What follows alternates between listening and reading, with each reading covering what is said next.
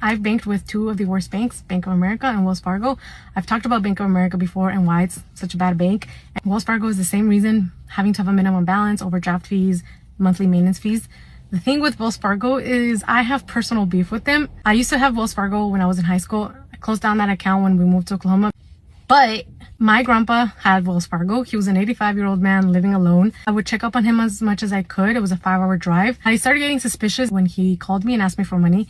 There was no reason for him to ask me for money. We knew he had money. He had his social security check and his disability check. I drove up to him and see what was going on. He told me that he figured it out. He had lost his card and then he went to go get a new one and his card was still getting denied.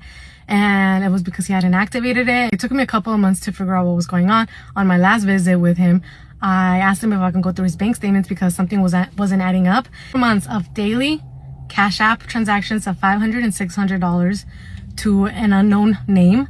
If it wasn't Cash App, it was ATM withdrawals of the same amount, $500, $600 daily for months. You know, obviously he was being abused. They would force themselves into his apartment and take his wallet. My grandpa would go get a new card. They would obviously come back, take his wallet again. And that was going on for a while.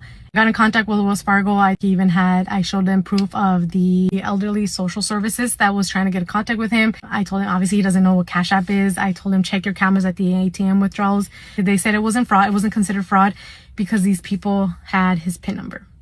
My grandpa had his PIN number written in his wallet, 1234, even though this is a bank that opened millions of fake accounts. So to me, Wells Fargo ain't shit.